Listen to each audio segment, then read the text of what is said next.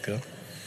Kerajaan Malaysia menyediakan peruntukan yang besar dalam belanjawan setiap tahun bagi menampung subsidi dan jumlah ini terus meningkat dari satu tahun ke satu tahun.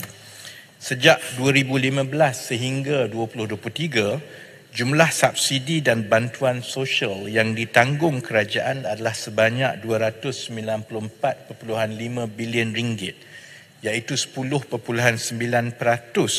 daripada jumlah keseluruhan perbelanjaan kerajaan bagi tempoh yang sama. Belanjawan 2024 yang baru dibentangkan turut memperuntukkan 58.1 bilion ringgit untuk membiayai pelbagai bentuk subsidi dan bantuan kepada rakyat. Kerajaan telah mengenal pasti penyasaran semula subsidi sebagai satu inisiatif utama bagi memastikan keberkesanan pemberian bantuan serta menambah baik kedudukan fiskal kerajaan. Perbincangan mengenai kaedah pelaksanaan program penyasaran semula subsidi petrol dan diesel telah berlaku di mesyuarat Majlis Tindakan Ekonomi Negara ataupun MTEN pada bulan Mei, Jun, Julai dan September yang melibatkan pandangan pelbagai pihak selain dari pandangan agensi-agensi kerajaan seperti Kementerian Kewangan, KBDN, Kementerian Ekonomi, Bank Negara Malaysia dan Jawatan Kuasa Penasihat Kementerian Kewangan ataupun AKFIN. Selain itu, kaedah-kaedah yang dibincangkan ini telah juga merujuk kepada satu kaji selidik yang melibatkan rakyat Malaysia yang dibuat dalam bulan Jun 2023 untuk mengenal pasti penerimaan dan kaedah-kaedah penyasaran semula subsidi petrol dan diesel yang difikirkan sesuai oleh rakyat sendiri. Jadi kita semak dari segi pendirian kerajaan, pandangan ahli ekonomi dan juga pandangan rakyat.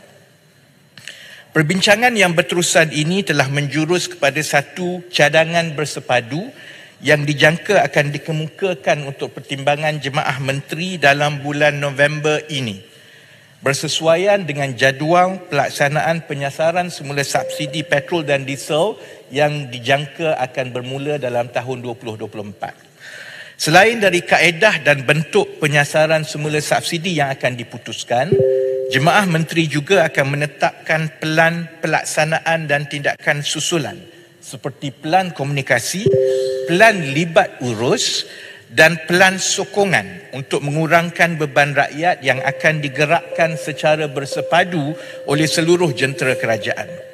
Sesi libat urus ini akan dilaksanakan setelah keputusan di peringkat jemaah menteri dicapai dan mengikut pelan-pelan pelaksanaan dan garis masa yang ditetapkan untuk mengimbangi risiko inflasi yang bersifat spekulatif.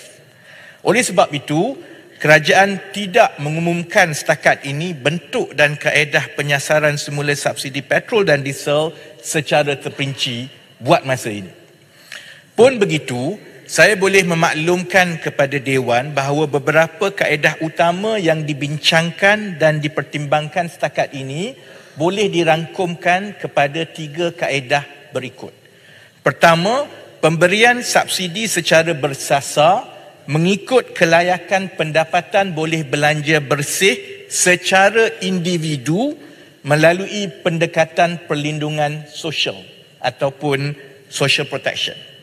Kedua, sama ada yang pertama itu ataupun yang kedua, pemberian subsidi secara bersasar mengikut kelayakan pendapatan boleh belanja bersih secara isi rumah. Yang pertama tadi mengikut individu, yang kedua secara isi rumah dan melalui pendekatan hybrid iaitu gabungan perlindungan sosial atau social protection dan juga bantuan sosial ataupun social assistance.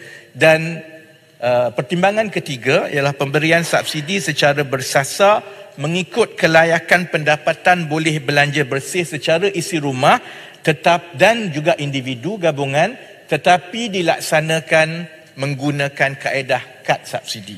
Datuk Yang di-Pertua, keputusan-keputusan khusus akan diumumkan mengikut garis masa yang ditetapkan kelak.